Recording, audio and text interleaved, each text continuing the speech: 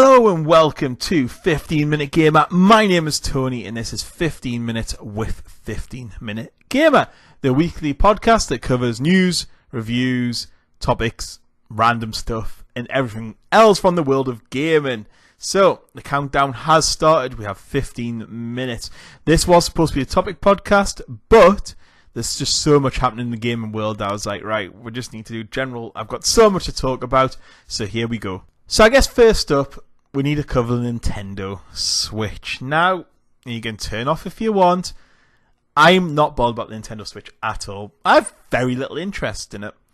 That doesn't mean I haven't been reading reviews and looking at people's opinions, because it's a new console, and Nintendo do, for all the things I don't like that they do get casual gamers and hardcore gamers interested in certain types of games, and I love the way they get people out there, like Pokemon Go, just brilliant. How many people were just out walking, interacting?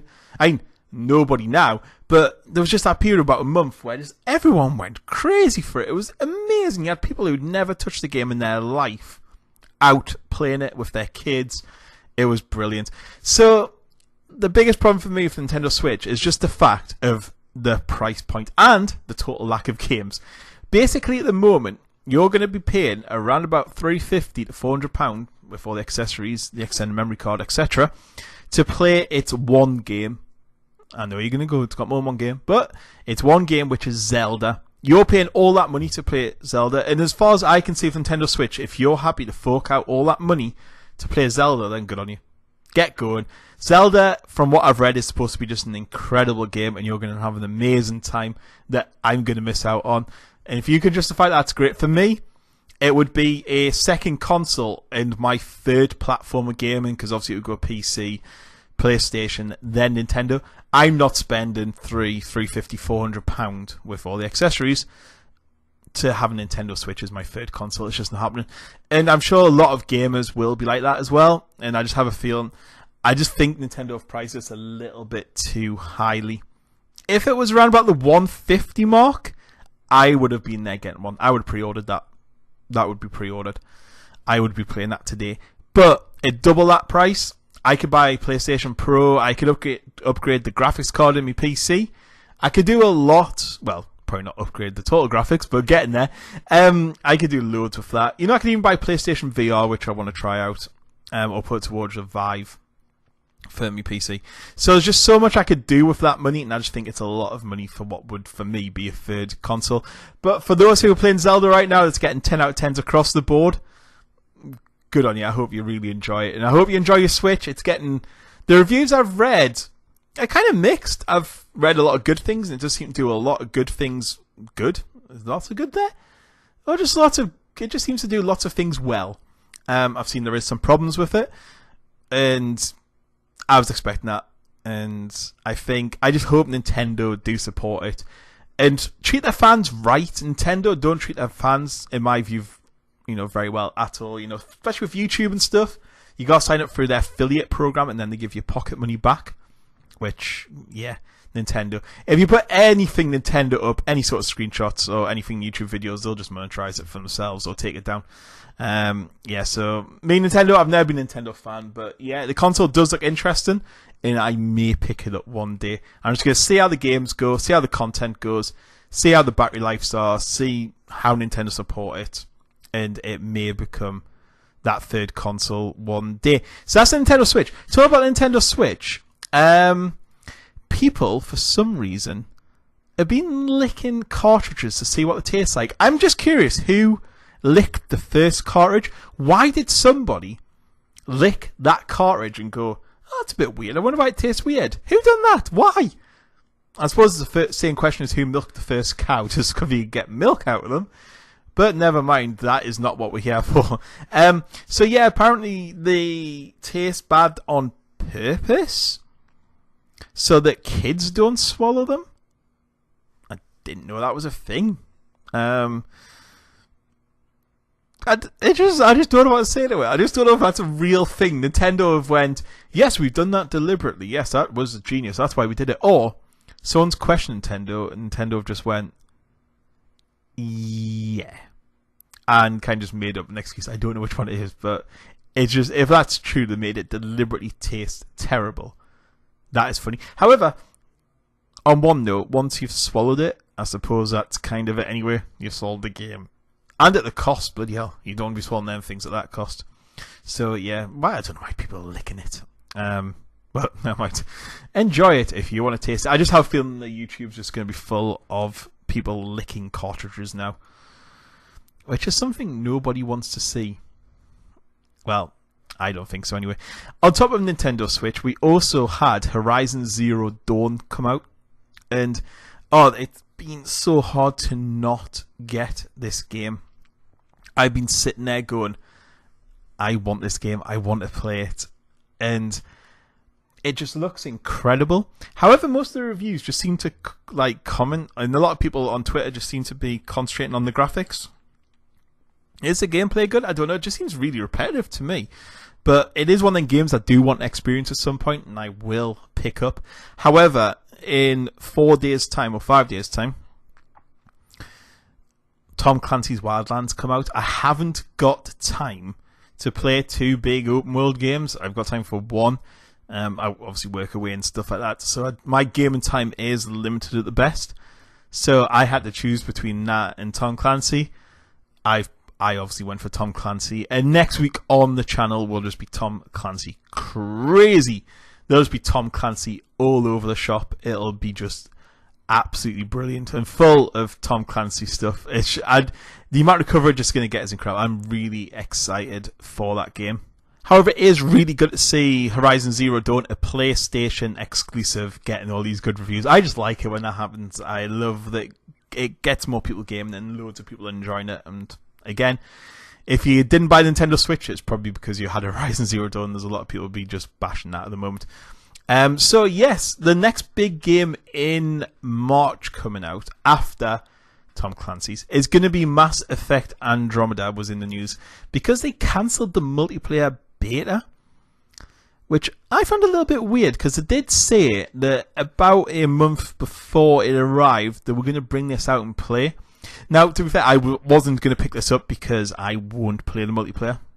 I'm more of a single player, so that's where I would go to.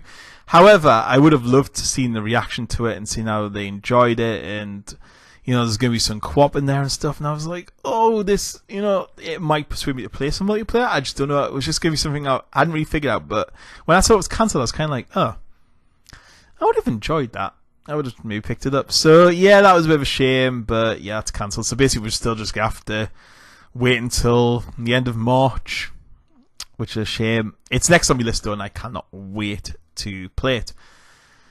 So, going back to Wildlands a little bit, they've announced some of the DLC that was coming out and a free PvP.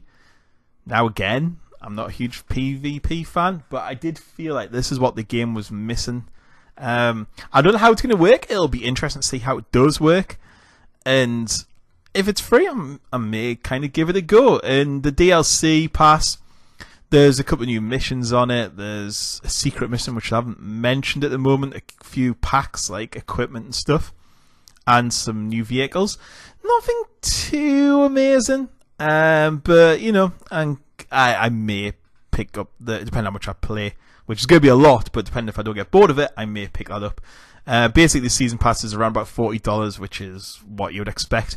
And apparently the beta actually attracted 6.8 million players, which is absolutely incredible. I didn't expect that at all. I don't think many people did. That's a lot of people. So, yes, I have the week off work, and I am very, very excited to get playing this game.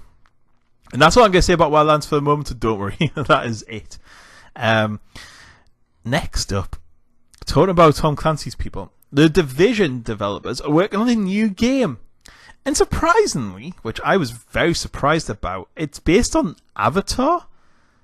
I was kind of like, that's really weird. But then, I did read that Avatar 2 is coming out, and I was kind of like, okay, that's clever. Because it's been a long time since Avatar. A very long time. First 3D movie I ever saw, and I was just like, wow. I remember sitting in the cinema, and the guy at front going, like, shouting, like, he was sitting at the front shouting, he was like, yeah, so you may experience sickness and nausea, and like sit back, enjoy it, but if you're feeling sick, run out and we can sort. And it was about 10-minute speech before the film started on 3D and how it's going to make you feel sick. I was kind of, whoa, that's kind of mad. But yeah, now it's just like, yeah, just get in there and sort it out, just watch it. And I love going to see 3D films. I don't have a problem with them. I know some people do. However, I don't. So this game, it showed a very small kind of trailer. I think trailer's possibly a strong word. However, it looked kind of interesting, and it's going to use the same game engine as the Division as well, which would mean it'll look incredible. And I hope it's not an MMO, but I hope it's just a massive RPG. However, I do think, imagine an MMO where some were the army and some were the... What's the army called? I can't even remember now. But the army guys or the Na'vi. That could be quite cool, so I don't know, if they do it well, it could be a lot of fun, so I am kind of excited for that, to be fair. I don't know if anyone else is. It was just me, and I was just reading, I was just like, ooh, that could be really fun, actually. So yeah, we kind of had that. That was big news. Middle-earth Shadow of War was announced as well. I don't know if anyone played Shadow of Mordor. It was a very interesting game. And it was one of them games that I really enjoyed the short time I had with it. I just didn't spend enough time as I should have on it.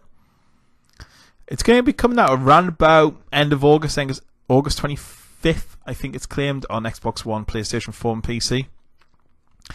The one great feature I had was the Nemesis, where if someone killed you, they got promoted into the ranks, and then you could go and kill them. And I hope they bring it back for the new game, because that was just a really, really good feature. And the trailer was just more of a... It wasn't a trailer, it was just more, just showing off the graphics. There was no gameplay in there, but there was... It looked pretty awesome. And finally...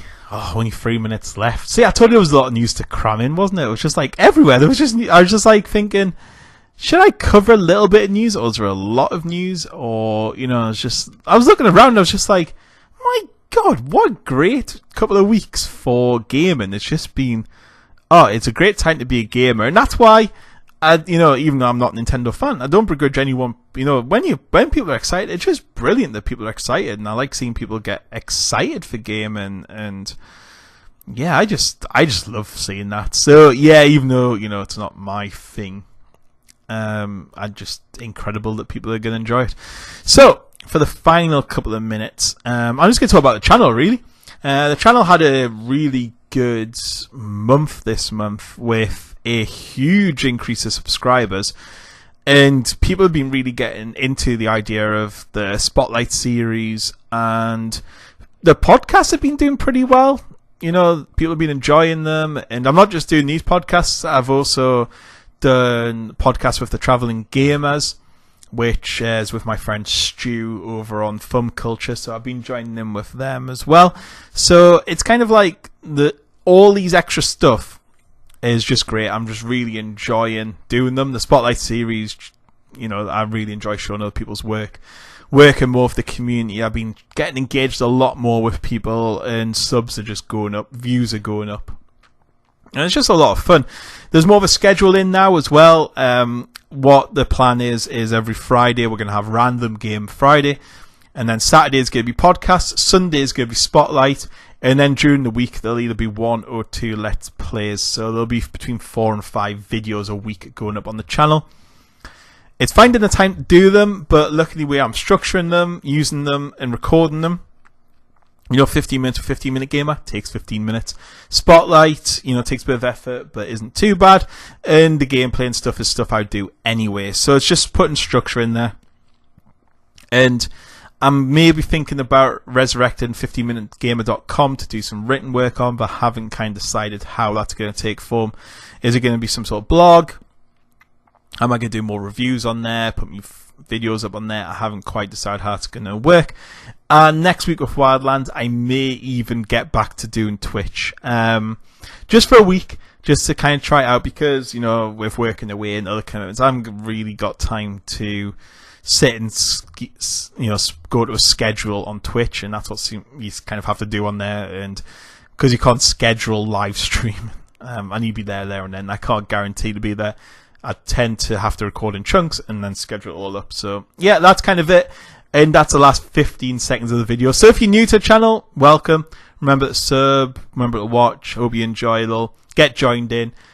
This podcast will be looking for guest presenters every couple of weeks. So if you want to come on the podcast and chat to me for 15 minutes, feel free, just like Alex Goy did last week. And there's plenty more people lined up as well.